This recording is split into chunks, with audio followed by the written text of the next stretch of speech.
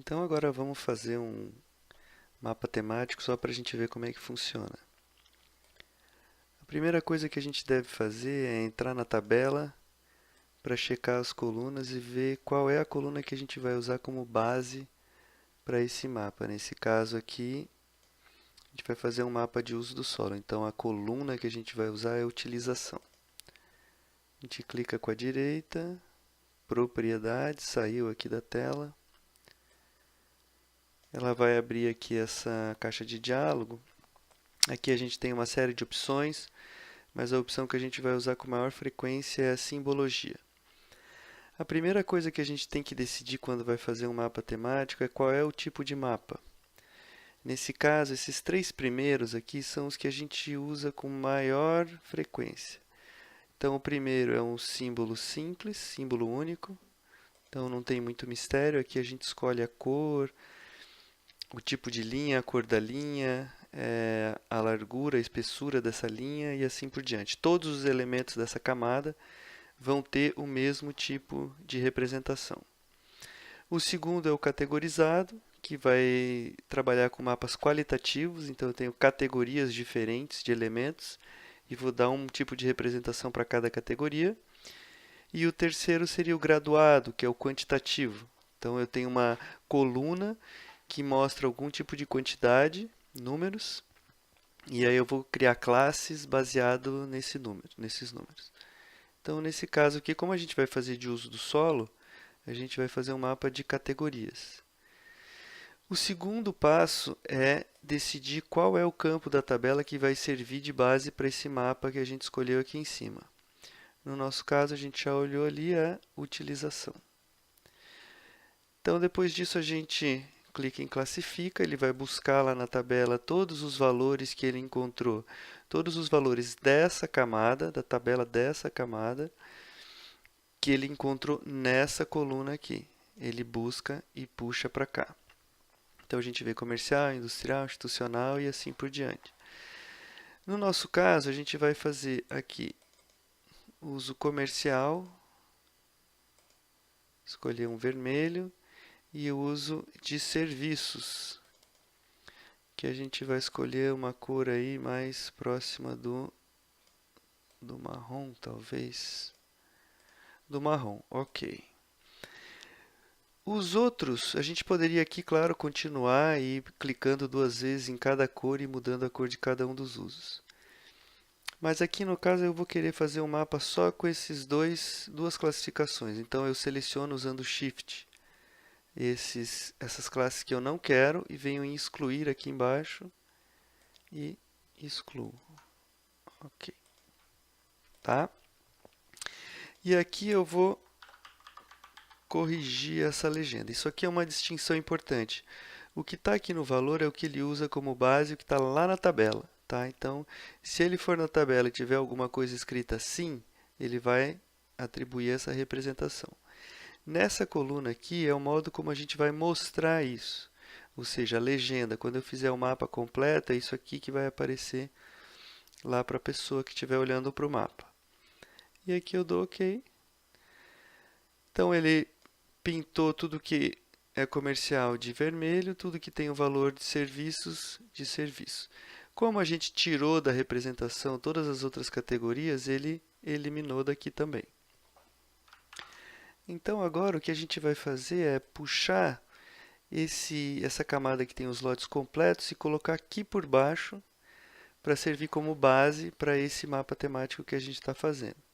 Mas antes de, em vez de puxar direto, eu vou copiar de uma GeoPackage para outra.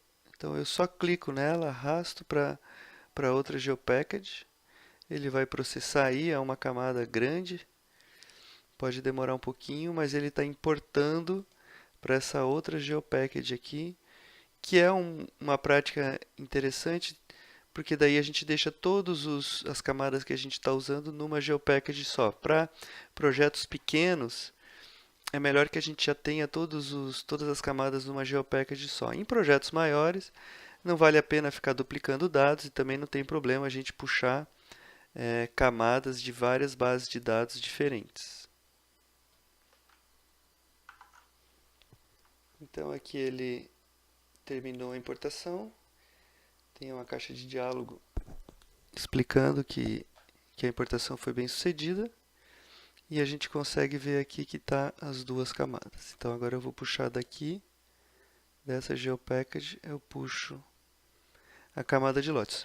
Uma coisa que eu esqueci de comentar é que a ordem aqui é que determina a ordem com que os elementos vão ser mostrados na tela principal. Então, como eu puxei para baixo, ele foi para baixo. Se eu jogar ele para cima, ele vem para cima. Então aqui vamos colocar uma cor mais neutra um pouco. Vou pegar aqui.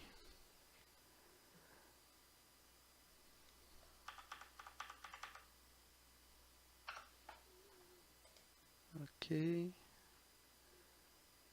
Vamos mudar um pouco aqui também a cor da linha.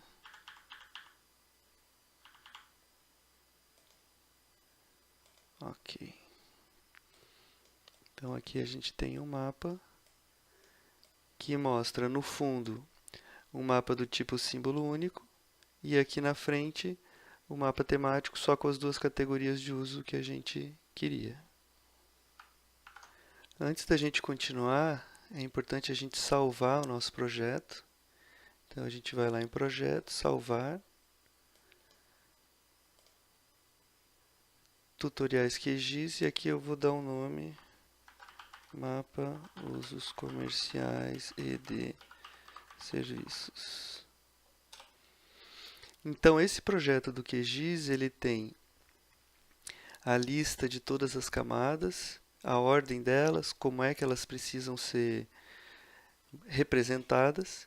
E se a gente criar um layout, uma composição, ele também grava, armazena todas as composições, todos os layouts que a gente criar, para depois, quando a gente abrir, a gente ter tudo isso que a gente fez de novo, montadinho para a gente, sem a gente ter perdido nenhum tipo de trabalho. Mas ele não salva as camadas em si, ele só salva ele aponta para onde essas camadas estão no HD. Então, se a gente quiser abrir num outro computador, por exemplo, a gente precisa levar também os arquivos GeoPackage para esse outro computador. E agora vamos só fazer aqui um mapa quantitativo para a gente ver os três tipos de mapas temáticos, né, nas três camadas. Então, a gente poderia puxar aqui o lotes da área central de novo, né? Ou a gente poderia simplesmente clicar e duplicar o layer. Então aqui eu vou renomear, eu vou clicar com a direita, renomear, colocar aqui usos comerciais e de serviços, categorizado, e aqui eu vou renomear também para ficar mais claro.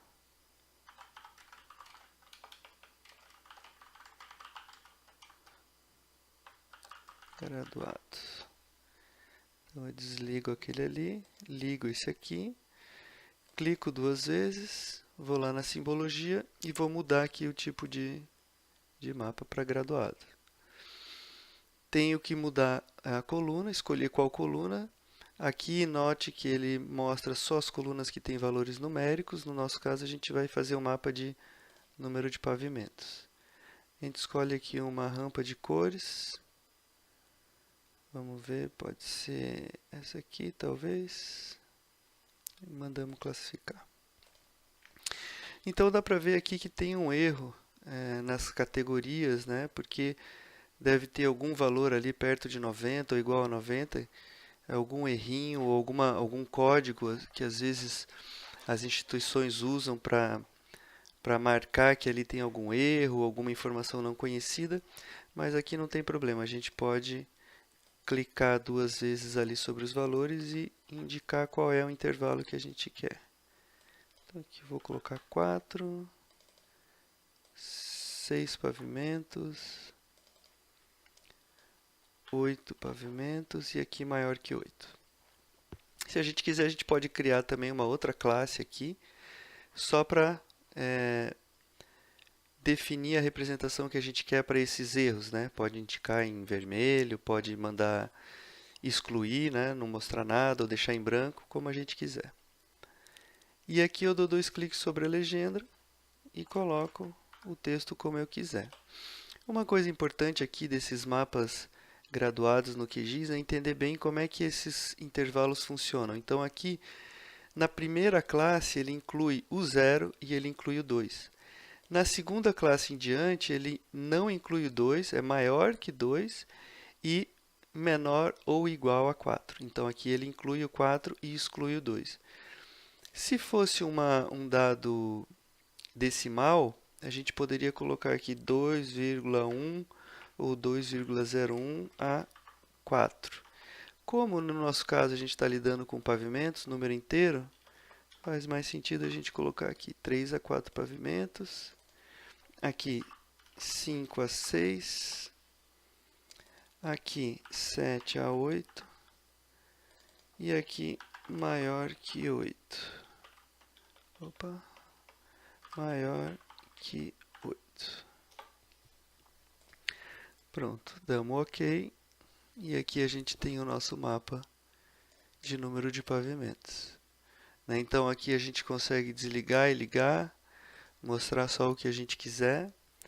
E depois a gente usa esses layers, essas camadas e essas combinações para montar uma página com o mapa final que a gente quer, que depois a gente pode exportar ou para PDF ou para JPEG.